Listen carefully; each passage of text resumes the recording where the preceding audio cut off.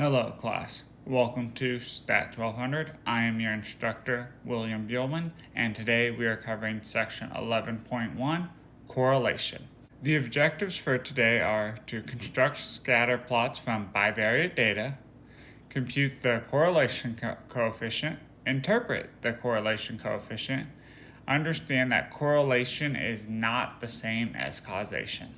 Suppose that a real estate agent wants to study the relationship between the size of a house and its selling price.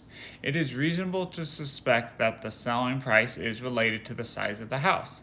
Specifically, we expect that houses with larger sizes are likely to have larger selling prices. A good way to visualize a relationship like this is with a scatter plot.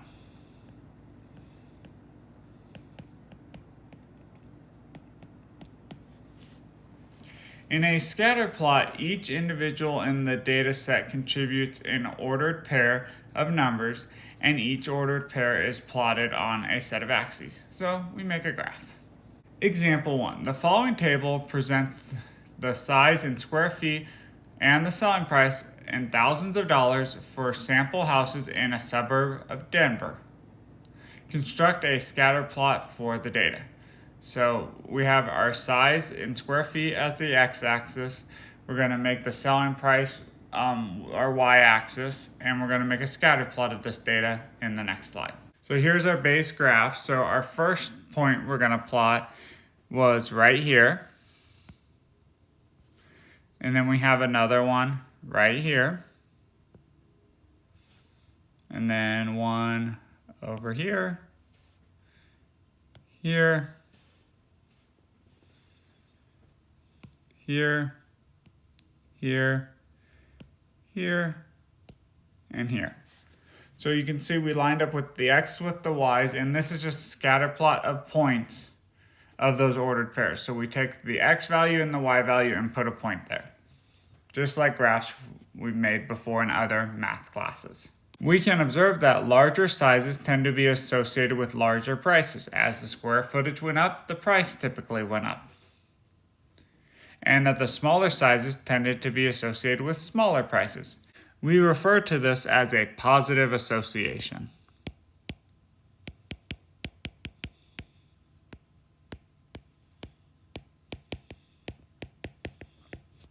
Between size and selling price. In addition, the points tend to cluster around a straight line. We describe this by saying that the relationship between the two variables is linear. So since they hover around a straight line, it is a linear process. Therefore, we can say that the scatter plot exhibits a positive linear association.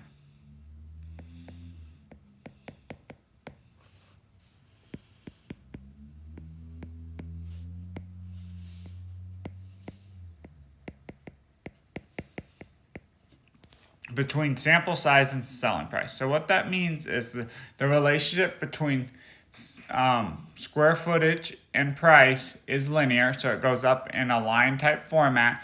And since it's positive, it means that as square footage goes up, we expect price to go up. And if square footage goes down, we expect price to go down.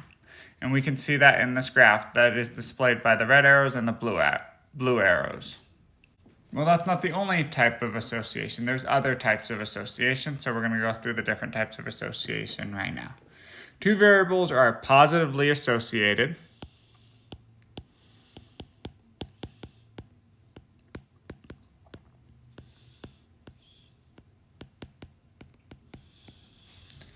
If large values of one variable are associated with large values of another one.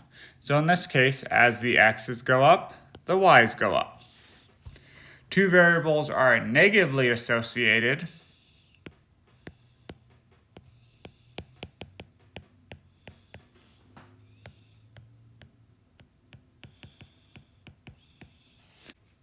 If large values of one variable are associated with smaller values of another variable.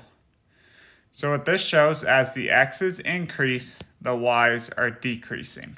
Two variables have a linear relationship.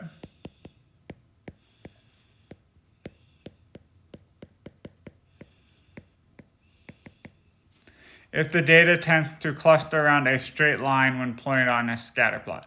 So all that means is these are both scatter plots. If we can draw a straight line and it seems to follow that, then it's a linear relationship. Again, we can draw a straight line and it tends to follow that. So the top one is a positive linear association and the bottom one is a negative linear association. A numerical measure of the strength of the linear relationship between the two variables is called the correlation coefficient.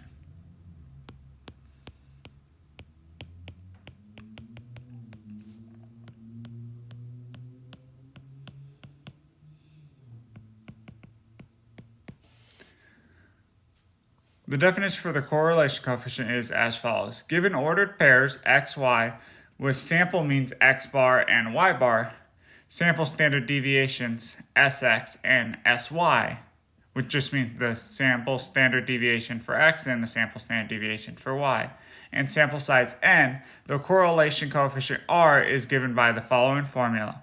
1 divided by n minus 1 times the summation of x minus x bar over sx times y minus y bar over sy. Properties of the correlation coefficient. The correlation coefficient is always between -1 and 1. That is, that -1 is less than or equal to r, the correlation coefficient, which is less than or equal to 1. So your correlation coefficient cannot be less than -1 or greater than positive -1. If you are doing a problem and you get a correlation coefficient that is not in this range, you have made a mistake somewhere. The correlation coefficient does not depend on the units of the variable. So the correlation coefficient does not have units. It is just the number. It does not matter which variable is x and which variable is y. So even if you were to make a mistake and switch your axes, the correlation coefficient will not change. The correlation coefficient only measures the strength of the linear relationship. So our correlation coefficient tells us how linear is our relationship. As it gets closer to 1, it means we have strong evidence of a linear relationship. As it gets closer to 0, we have little evidence to show a linear relationship. The correlation coefficient is sensitive to outliers and can be misleading when outliers are present. So that means if you have outliers, you have to be careful because that can skew your correlation coefficient because it will skew both your mean, your sample mean, either x bar or y bar, and your sample standard deviation, either sx or sy. Example 2, we're going to use the housing data from example 1 and we're going to compute the correlation coefficient between size and selling price. So first, if we computed the sample mean and sample standard deviations, we get the sample mean for the x's, which is the size in square feet, is 2,891.25. Sample standard deviation for those x's, again the size in square feet, is 269.49357. The sample mean for the selling price y bar is equal to 447. The sample standard deviation for the selling price is equal to 29.68405. So you can calculate those and verify those, but those are what they are. I didn't show the steps at this point. So next we have to compute the quantities of x minus x bar over the sample standard deviation of x and y minus y bar over the sample standard deviation of y, and then the products of those two. These calculations are summarized in the table. So here's our x values, here's our y values, here is what x minus x bar over sx is for each one of those, here's what y minus y bar over sy is for each one of those, and when you multiply the two numbers, we get for the first line 2.17531100. So you'll notice here I carried a lot of decimal places. In general, you should always carry extra decimal places and round at the end for whatever you're told. So carry as many decimal places as you can throughout your work. And then if you're told to round to 3 decimal places or 2 decimal places, do that at the very end as your last step. So the correlation coefficient is the summation, again, of x minus x bar over sx times y minus y bar over sy divided by n minus 1. It's very similar to the way we wrote it last time, just a little different, but they are equal. So if I sum all these up together, because that's what it's telling me to do, I get 6.30412. So I cut off a few decimal places, but I still have 5 decimal places, which is going to be fine if I'm only rounding to 3. Divided by n minus 1, so 8 minus 1, which is 7, which gives us 0.900591. Now I could round if I wanted to, if the instructions told me to, but in this case we will not. So how do we interpret the correlation coefficient? What does that R value mean? And here is what it means. The correlation coefficient can be interpreted as follows. If R is positive, the two variables have a positive linear association. If R is negative, the two variables have a negative linear association. If R is close to 0, then the linear association is very weak. The closer R is to 1, the more strongly positive the linear association is. So an R value of 1 would mean a perfect linear association. The closer R is to negative 1, the more strongly the negative linear association is. So an R value of negative 1 means a perfect negative linear association. If R is equal to 1, as I've said, then these points lie exactly on the straight line with a positive slope. In other words, the variables have a perfect positive linear association, which means if you drew a line connecting the points, all the points would be on that line exactly. There wouldn't be any above or below it. Similarly for negative 1, except instead of being a positive linear association, it would be a negative linear association. When two variables are not linearly related, the correlation coefficient does not provide a reliable description between the relationship of the variables. So the correlation coefficient, what that is saying, only tells us if they're linear or not linear. If we have a shape that looks like a U, which is a parabola, the correlation coefficient will not tell us that. A group of elementary school students took a vocabulary test. It turned out that students with larger shoe sizes tend to get higher scores on the test, and those with smaller shoe sizes tend to get lower scores. As a result, there was a large positive correlation between vocabulary and shoe size. Does this mean that learning new words causes one's feet to grow, or that growing feet can cause one's vocabulary to increase? The fact that shoe size and vocabulary are correlated does not mean that changing one variable will cause the other to change, because that's what correlation is. Correlation is not the same as causation.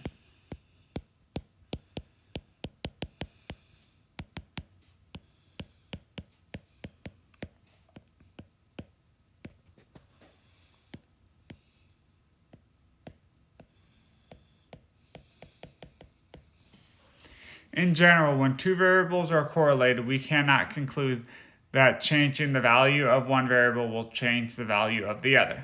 So an example of causation would be like studying and exam scores. The more you study, the more likely you are to get a better exam score. So in this case of the elementary students, the more time they studied for their vocabulary test, they're more likely to get higher scores. So that would be a causation. We can see, oh, that makes sense that studying would relate in a higher score. However, we see a correlation between shoe size and scores, but there is no evidence to show that having bigger feet makes your vocabulary larger. It just happened to show up in this data set, but we cannot call that a causation. In general, that will not be true. It just happened to show up in this case. So correlation just shows that there is a relationship.